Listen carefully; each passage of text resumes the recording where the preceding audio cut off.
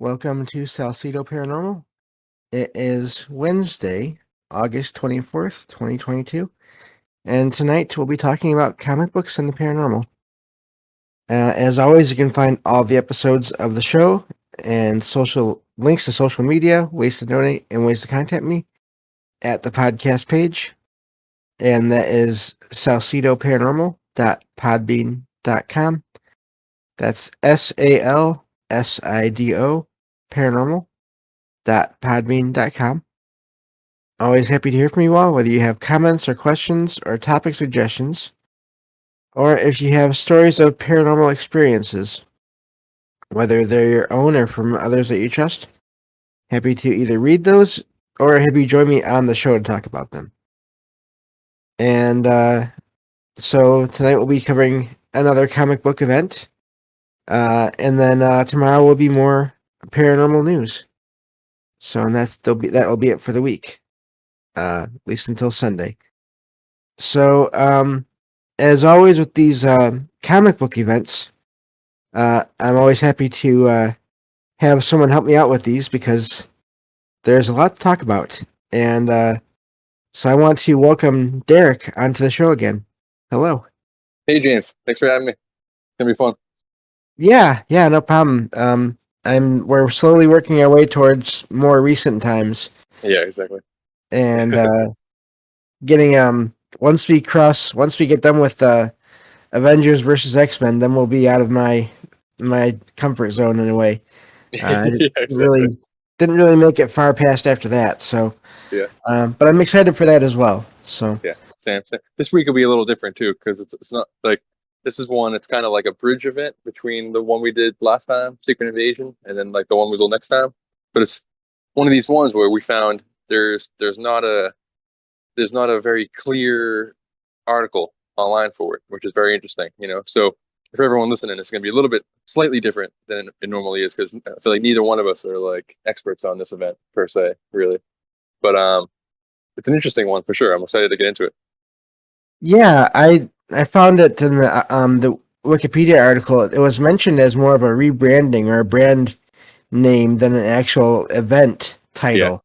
yeah, And that makes sense now that I've kind of remember it, and looking at the article itself, it makes sense that that's what it is, not so much just an event. yeah. I just had no idea because I remember seeing that Dark Reign, that name all over the place for a Yeah, while. yeah, me too. I have Dark Green Hawkeye, which I never read, but I assume like when these big events happen, there's always like for Secret Invasion, the one we did last time. There was the main 5 issues or whatever, and then there'd be Secret Invasion blank, Secret Invasion frontline, Secret Invasion whatever. So I assumed that I just had one of these random like side trade paperbacks that was kind of not part of the main thing, and then we tried to find the main thing, and there was no main thing. It just realized that like all of Marvel turned into Dark Reign at this time period. I guess basically that's what happened, right? Yeah, which is really almost more amazing in a way. It's almost like a modern version of like Age of Apocalypse, where everything Yeah, was yeah, just taken over and changed almost. yeah, Um, exactly. so yeah, I don't know uh, where you want to. I don't know where you want to dig in and start with. But I'm down to do whatever here. yeah. So I figured the two sections I think that are going to be the best to review are the plot section of that article, and then the characters. I think the character section Yeah, it's a good will idea. be Yeah, good. good idea. Um, if you want to start the plot real quick, I've got something I need to take care of here in the Yeah, for chat, and sure. then yeah, Boom.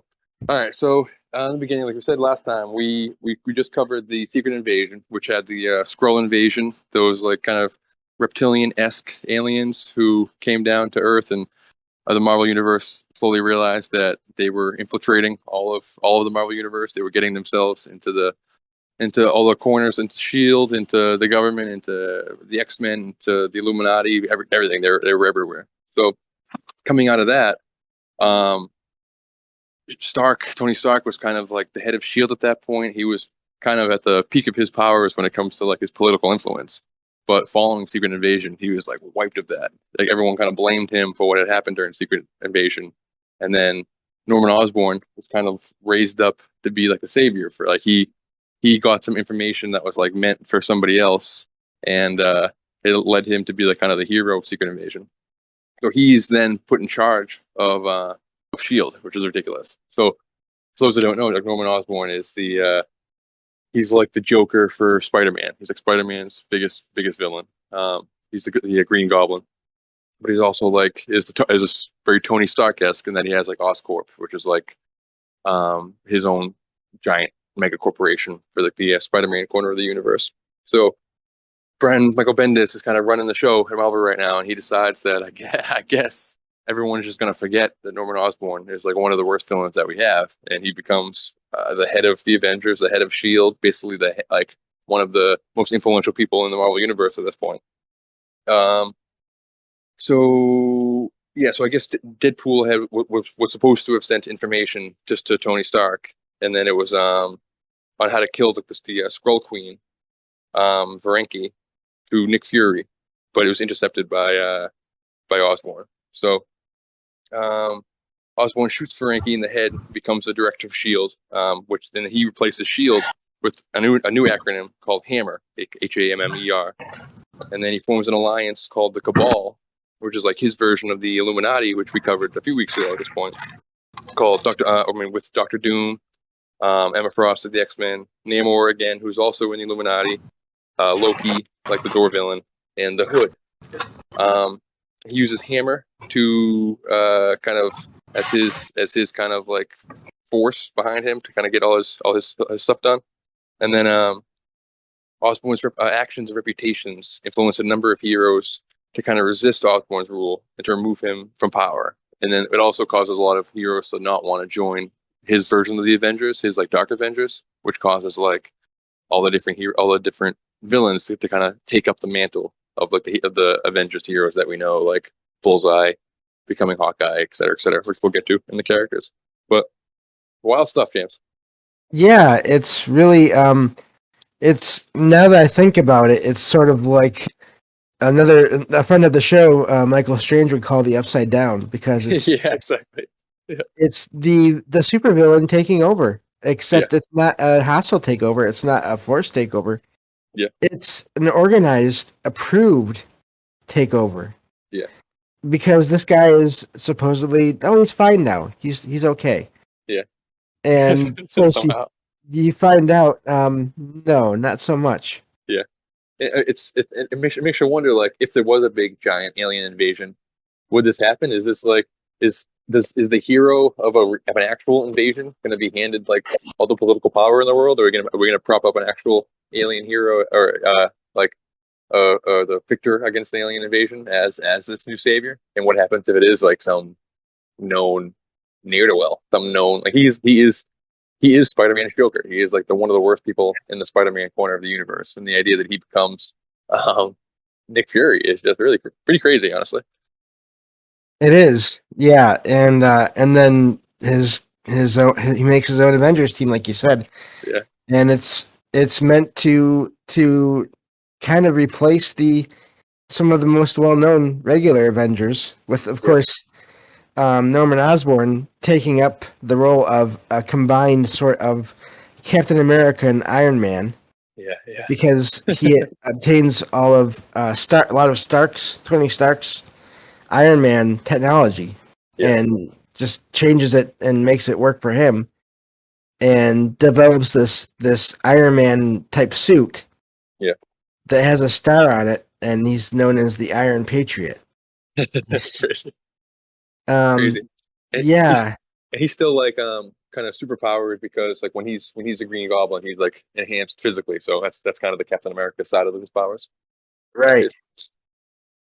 And so that's the physical side of the takeover. Yeah. Then there's this whole group called the Cabal. Yeah. Which is sort of like his ruling group. His the ones that he wants to work for him. Yeah. Even though he knows that they won't do so willingly. Yeah, exactly. So it's sort of like a keep your friends close, your enemies closer kind of thing. Yeah, exactly. I mean, And yeah, it is like a bizarro upside down Illuminati, you know, and like the fact that like in the real world we like the conspiracy theorists call the Illuminati or call this evil cabal the Illuminati. So it's a fun little nod to that by him calling his Illuminati the cabal. You know, it's weird. it is. And so if we want to, I'll just go over here the Yeah, group of the characters in that's in this group. Um, the only one that I'm not as familiar with that they talk about here that's in this group, I'd never heard of until this event, and that just goes to show yeah, how much material there is in the comics. I know. Over time, it's the amazing thing, but also the difficult thing about it. Yeah, But there is this criminal who is known as the Hood. I don't know him either. Honestly, I have a couple pictures I'll post in the chat right now, but I'm not very familiar with the hood either. Yeah, and apparently he's somewhat of a earthly associate or servant of Doctor Strange's enemy Dormammu. Oh wow, And this article it mentions here. I didn't know this. yeah, me either. And so he's kind of the head of a criminal organization while working towards Dormammu's goals. Jeez. Yeah. Oh wow. So, but apparently this guy makes a just a criminal organization that has apparently from what I read in the rest of this article here, he has a more like a horror themed group of villains Oh that yeah, yeah. he is associated with. That's cool. Yeah, it says he brings a very horror oriented group of villains with him. Yeah. So Oh wow, yeah, yeah. yeah, so there's that one that he's kind of a newcomer to this Yeah. whole thing in a way. I mean, and to tie it with like actual like fringy conspiracy type esoteric stuff, like this is people believe that the Illuminati or like the real secret cabal that controls the world does have this relationship with these darker forces, like what would be a real world version of Dormammu. So kind of the Hood kind of acts as like this Marvel version of the occult, other realms, dark forces aspect to like this hidden hand of people running the world, which many believe actually goes on in the real world. You know, it's Right. cool. Now, of course, in this group now we have Doctor Doom, Fantastic Four rival. Yep. Primary rival, you might say. And it says here that Doctor Doom he joins this group, but only so that he can conquer the world at some point using Osborn's resources. Yeah. Also, already have these factions within these groups because Doom and Namor have been allies in the comics on and off for decades. Yeah. This goes back, I believe, into like the 60s. They just have Wow. this understanding that like if their plans ever really do go the way they want, which of course they don't, then Doom, from what I remember, is Doom would take over the land and Namor would take over the oceans or the seas. Yeah. I mean, they do kind of have like some want. Yeah, like they do kind of have like similar philosophies to an extent where they're both kind of depending on the story and depending on like how their motivations align with the rest of the MCU. They're either heroes or like anti-heroes or like anti-villain type things. They blur the line between good guy and bad guy a lot of the time, if not just flat out bad guy.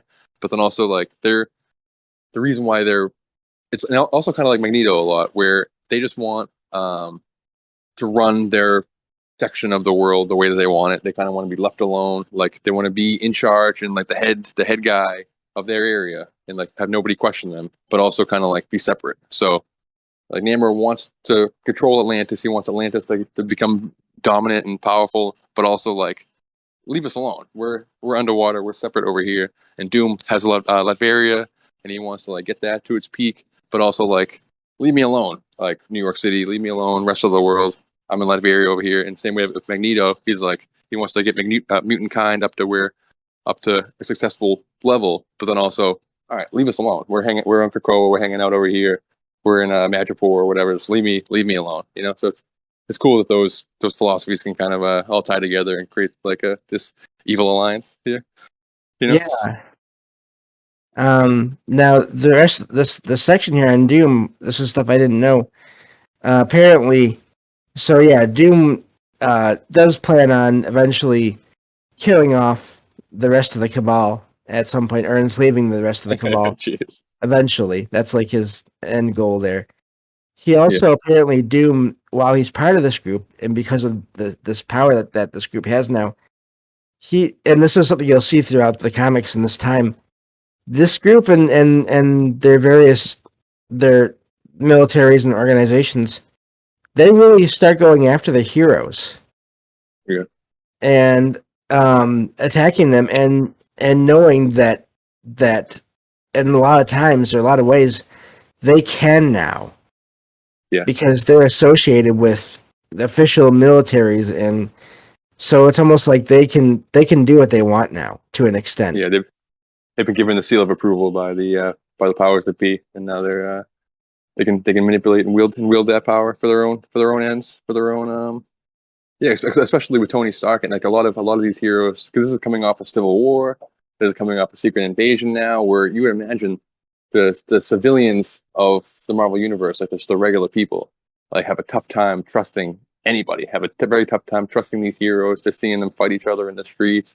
Some of them are like, according to probably the news they're watching, criminals who were on the lam. They were like actually evil aliens for the last X amount of years and stuff. So you can see that you can understand how a regular person in this world would might embrace like Norman Osborn's kind of heavy-handed tactics and might not. You can see how they could easily be propagandized for Norman Osborn to chase down Tony Stark, even though we know as the audience that like Tony Stark's a good guy. Norman Osborn is one of the worst guys we know. Yeah, Tony. I mean, he does make mistakes. He does make plans that seem sometimes like, what are you thinking? But yeah, exactly. These characters, Tony Stark, Captain America, Steve Rogers, they do, I think, at their core, they do want what is best for everyone. Yeah, and exactly. That is not the case for Osborn or the people he works with, or his Dark Avengers, which this article doesn't talk a ton about them, but I remember some of this from the comics. There was a whole series called Dark Avengers, and it was about these various characters that posed as well-known heroes or versions of them, with a version of Venom as Spider-Man. Yep. And Ares was Thor, I think. Yeah, and then you have, of course, Bullseye as Hawkeye. Yeah. And you have a Dark Wolverine, or a version of Wolverine, which is Ken, which is Wolverine's son. Yeah. You have a Miss Marvel, who is another, I think before was a minor villain, but gets a lot of time in the series after this. She was like Moonstone or something like that, and she had like Moon something, and she had like light manipulation powers or something like that. I had never heard of her until I was looking into this event. But it does seem like Osborn and the writers that made this knew how to find characters that were similar. Yeah. Had similar powers that could then be, re-costumed basically. Yeah. And made to look like the originals. Yeah. The Bullseye Hawkeye one is pretty cool to me. Like Bullseye sometimes is sometimes like the right writer or like illustrator or even like the right director in a movie can really make Bullseye killing. Like eventually you gotta watch the Netflix Daredevil. And I'm so bummed that they pulled it from Netflix right before you actually got Netflix. But they do a version of Bullseye in that, and he's like very scary. Like the power, like his ability to aim as he does, like I've never been so intimidated by it as I was in the show. So having him be this Hawkeye character is really pretty interesting to me. Yeah, they have almost similar abilities. Yeah. In a way. But yeah, so, and of course Doom has his own machinations in this whole thing. Yeah. Apparently he almost kills the Black Panther when the Black Panther refuses a chair in the Cabal. Wow. Wow. Yeah. Which to me that's weird. I wonder why they would expect Panther to join the group. Just I guess just based on power, but then Yeah. I don't know. That seems Maybe, odd. I mean, maybe if Doom and Namor have like this same this. Sorry about the motorcycles in the background. This Okay. quality of like uh wanting power for their own empires, they might assume that uh, Mm, T'Challa wants the same thing for Wakanda. But then, like, right. also Wakanda and Namor have a rivalry since the beginning too. I mean, I'm like, I can't expect, and his morals aren't really that gray at all. Like, the only gray thing really he's guilty of is not like giving technology to the rest of the world, kind of hoarding it to Right. just Wakanda for a long time. But other than that, he's like pretty much purely good, you know. So I can't imagine he was going to have any time for Norman Osborn or Doctor Doom or any of these guys, you know. Yeah. So apparently also part of this group, let's see, they don't list him as part of this group. I think he eventually does kind of, oh yeah, he does part of this group. So after Doom, of course, you have Loki Yeah, as guardian trickster god, basically. exactly. Yeah. Do you want me to take over for this one? Sure. All right. So it says here that uh, he uses Osborn's help to make kill Thor kill Bor, which is Odin's father, which is interesting. There's not many times where Bor will actually pop into a story, um, but that causes Thor to be banished. So then that must be why Ares takes over for Thor in the Avengers. But so then with Doom's help, Loki uh, realizes his plan of taking the throne of Asgard. But then during Chthon's attack of Earth, Loki, disguised as the Scarlet Witch, gathers a new mighty Avengers team who defeats the evil god. So Chthon is this character. It's basically Marvel's Cthulhu, and they call him like the one who sleeps, the one who dreams, like the dreamer beneath or whatever, who wrote the Darkhold, like the H.P. Lovecraft Necronomicon for the Marvel Universe, as this conduit to allow him eventually to be able to let back in this universe. So like in Doctor Strange and the Multiverse of Madness, Wanda has the Darkhold, and like her becoming her like trying to take over, do whatever she's doing. No spoilers for this movie. It's all this giant plot for this Chthon character to bust back into our reality. Which I wish they told which part of the story that's in, because I want to go back and read that. That sounds that sounds pretty cool, right? Yeah. Jeez, Louis. Yeah. So then Loki subtly manipulates the mighty Avengers to disturb Osborn's mental state, and if so, to try to take out Osborn. So it looks like Loki's kind of this acting as kind of how Doom or how Osborn is going to lose his grip over the Marvel universe, which is interesting because like that almost makes Loki a good guy. And like him being the trickster, like the archetype of the trickster within mythology or within history, is that when things are going good, the trickster, Loki, or the coyote in Native American lore, whoever, is a bad guy. Like, because the trickster causes to shake up the status quo is the trickster's goal. But if the status quo is that all the villains are in charge, then the trickster then becomes a good guy because to bust up the status quo means to bust up the bad guy's plan. So it's interesting here that he's like kind of the foil to Norman Osborn in the story, to me. Yeah, Um, while secretly also kind of being part of the group too. So he's kind of mhm, they all kind of have, that's the amazing thing about this is they all have their own plans exactly. Yeah. but they still join. Yeah. So, yeah. Which is kind of the opposite of the Illuminati, which is like all these people with who were like the top dogs of their own section of the Marvel universe put aside all their own plans to for the betterment of the Marvel, or in their mind at least, the betterment of the Marvel universe. You know, like the dark counterpart to the Illuminati. Next we have Namor. It says here that he's probably in this case has the smallest role in the Cabal, which is interesting because he's the only one that actually is in the Illuminati too. Um, he's at this point he's a relationship with Emma Frost, another member of the Cabal, who I guess is not with Scott Summers at this point. I'm not sure what she's doing at with the X-Men at this point, other than like she didn't want to join he didn't want to join the Civil War because the X-Men were coming off of like being decimated by what was it? What was it that decimated them that we Uh, covered? it was actually it was a Scarlet Witch. No More Mutants. Oh, that's right. That's right. That's right. Yeah. And I Oh, believe wow. she was with Cyclops at that point. He is Louise. She's one of those gray characters. She's Yeah. yeah. So anyway, um. Yeah. So Namor becomes one of the leaders of this the Dark X-Men. Which is so Matt Fraction is one of the writers of Hawkeye. He's like one of these great Marvel writers of this period. Um, kind of like turns the Uncanny X-Men, one of the main X-Men titles, into the Dark X-Men as a tie-in. And then so apparently Namor was very loyal to the Cabal until part of the story called Utopia, where Emma Frost betrays Osborn to help create this X-Men Island.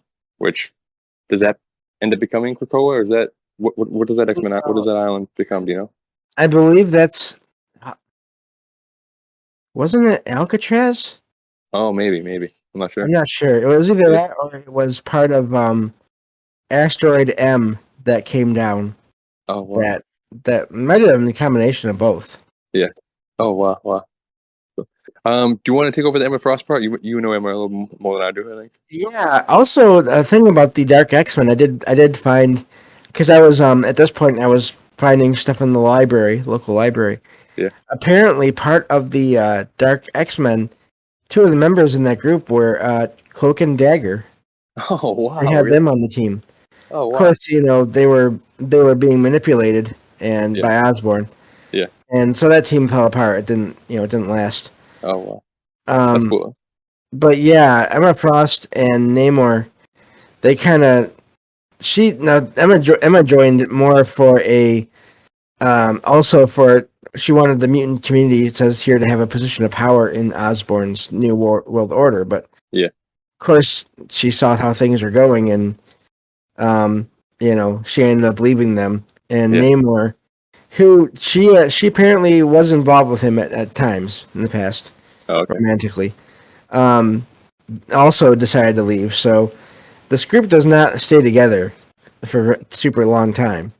Yeah. Um, I mean, Namor has yeah. a thing for beautiful blonde women, I guess, with Sue Storm and Emma Frost. Here's a type, apparently. Yeah. Yep.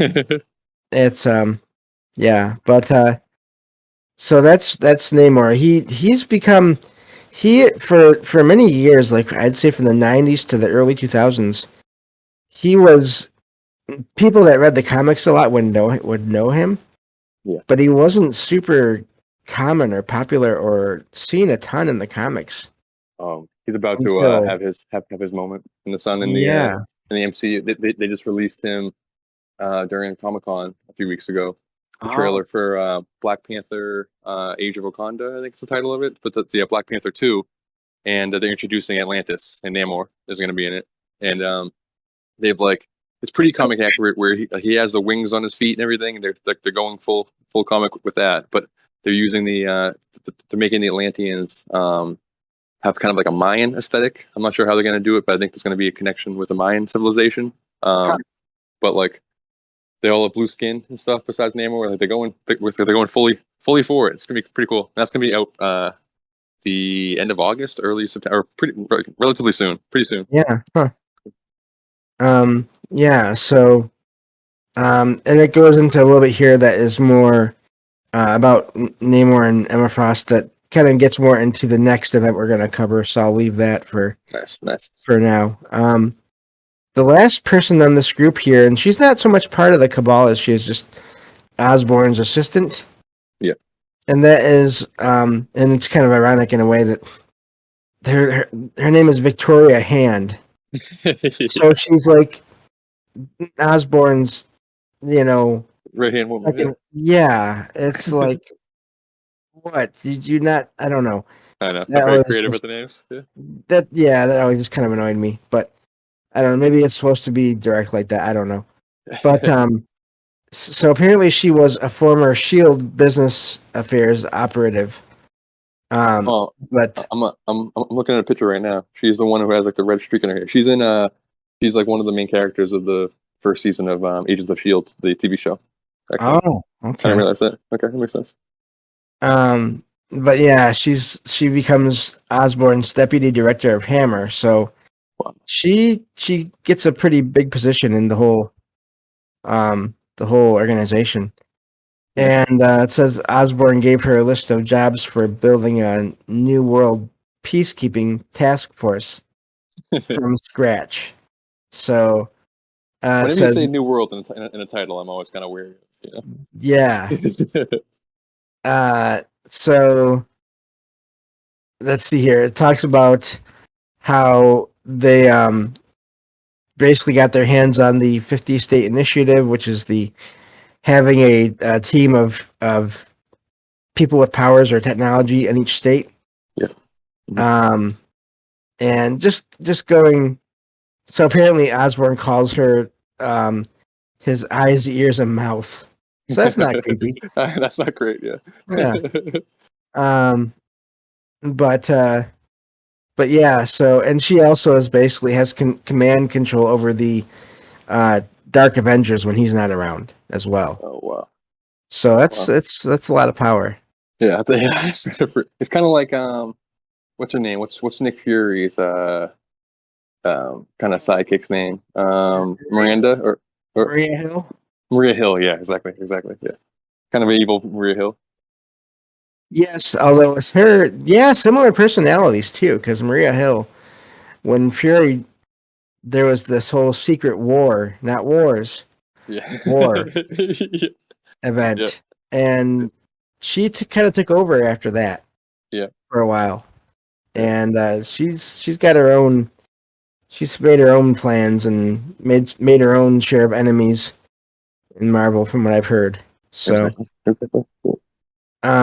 yeah. So that's the main group of this cabal and this, and it basically what they do is they get more and more popular support from the public, Mhm. while just being as terrible and as almost like getting revenge on as many heroes as they can in the process.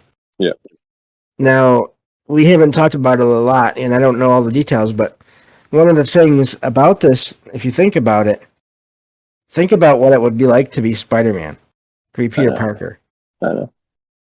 You've got, and this really does drive him like almost insane to this whole event from what I've seen in bits and pieces of comics. Like, he cannot believe this. He's like kind of the one that's like, this can't be happening. This can't be the real world. I know. You know, I and mean, it's really like the inmates are running the asylum, and right, but they're getting the full support by the whole population. Pretty much. They're getting the full support by the government and by everyone, and just it really just seemed like the upside down, bizarre world. Like what are we doing here, people? Like these were the bad guys for the last 50 years of comics history. Like what's happening? You know? yeah, And I forgot because like there's the Venom who's in the place of Spider-Man in the Dark Avengers, but he's not Eddie Brock or Flash Thompson. He's Scorpion.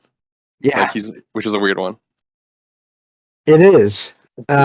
Apparently, I don't know how the Scorpion suit was removed from him. Yeah. I think that's something that happened in like just the regular non-event periods of time in the comics. Maybe I don't know. Yeah, so. But yeah, he makes for a very, and really that's a thing. That's a common thing in this team of this Dark Avengers is a lot of these people and this team, they are considered, mentally unstable. Exactly. Even the Sentry here, like the Sentry becomes like a huge reason why Osborn has all this power now. Stuff is that he's able to get the Sentry kind of to believe in him. Like the Sentry is like one of these most like mentally unstable people, and he has like the Void living inside him, which is like the biggest weapon in the entire Marvel universe. Like if when the Void comes out, which is like his alter ego or whatever, his like this darkness inside him, that's like the most unstoppable force in the Marvel universe. So, and the Sentry is basically when he's not that, is basically the Marvel's Superman, but he's kind of uncontrollable. He's not always in the Avengers because he's mentally unstable, but Osborn was able to talk to him and get him like completely on his side, which makes him even more dangerous than he already was. Yeah, and I believe Moonstone is also a big part of how this works because I remember reading one of the comics somewhere that she was actually she was involved in the mental health industry, like Oh the wow! medical field. Oh wow! So she knows, somewhat how to work with these people. Yeah, oh, good point. And Yeah, even though she herself is also not the most stable. yeah, exactly. Yeah, exactly. So, Yeah, yeah, I think that basically covers it. There's just to get any deeper, there's just too much because yeah, this really does go through the entire Marvel, at least all of the events associated with Earth. yeah. I was This looking. takes over all of it. I was looking at the app, and it was literally. It seems like every title was kind of just renamed, like Captain America, Dark Reign, or Dark Reign Wolverine, or Dark Reign Spider Man, or Dark Reign blank. And it just so, in order to have covered this fully, we would have had to explain basically every comic from that entire year plus. It would have been ridiculous. But I think it was a nice primer, and it like sets up what we're going to cover next with Siege and everything, and the two events kind of go hand in hand, anyways. So Yeah, they do. yeah, Yeah. I thought it was important to cover this because yeah, really, for sure, without it, you wouldn't know why Osborn is even there exactly, or why exactly, he's doing what he's doing. exactly. Yeah. So Yeah. that'll be next time. I'm looking forward to, and I have a few of those trades for sure. So we'll be able to get deeper into that. I think. Which Right. be And nice. that I do have a book, like an actual physical copy of that. Nice. So I know there is a Siege, like, Main I'm issue. 90% sure there is a Siege book Yeah, yeah. or I agree. a core set of comics. So Nice. that should be easier. Yeah, that should be good. So get ready for that, Yeah. everybody. That'll be fun one. And Yes, definitely. I know you're not as into the cinematic universe as I am, but I do think it's kind of synchronistic how we're covering like what we've been doing this at this point for months now, and like Marvel is announcing things that are kind of going like hand in hand with what we're talking about. Like they announced a Secret Invasion like poster, and they at Comic-Con had the trailer that we haven't received yet as the audience, but the trailer exists like probably a week after we had done Secret Invasion, and like they showed their title card for the Thunderbolts, like probably a week after we had talked about the Thunderbolts with the 50 State Initiative and the Civil War and all that kind of stuff. So we're synchronistically kind of like 1 week or a month ahead of what the cinematic universe is announcing for the future, which I think is pretty cool. It's good timing by us, I think. I'm enjoying it. Yeah, no, and the Thunderbolts really, they're kind of like this Black Ops team, almost like a, what do you call them? Almost like a Suicide Squad Yeah, kind of. analogy or counterpart. Yeah. In Yeah. almost like a Suicide Squad meets almost like a proto Dark Avengers, like pre Dark Avengers Okay. almost. Yeah. Yeah. So that's because I think I remember one or more members of the Dark Avengers had connections at least with the Thunderbolts Yeah. anyway. Yeah. So And yeah. they're kind of like just the darker versions. Like they had rather than have like Captain America, they had a U.S. agent who's like kind of like Captain America, but just a little darker, a little more screw loose, kind of, and a little more willing to kill people and that kind of stuff. So kind of like the darker versions of the regular heroes, like acting as a team. You know? Okay. Yeah. So well, that's a good place to leave it. Thank you Yeah, again, as always, Derek, for joining me. no, that was awesome. So see you next time. But thank you, brother. That was really fun. And thank you everybody for listening. I'm gonna take off. Yep, sounds good. Thank you, and talk to you again soon. So, all right. Well, that takes care of that. And I believe yeah, that'll be it for tonight. Thank you all for listening. I'll be back tomorrow night with paranormal news, and also tomorrow night I will be on the Jess Rogie show tomorrow night. So that should be fun as well. I'll share a link when that night when it gets closer. So thank you all as always for listening, and I will talk to you all tomorrow night on the next episode of Salcedo Paranormal. Take care.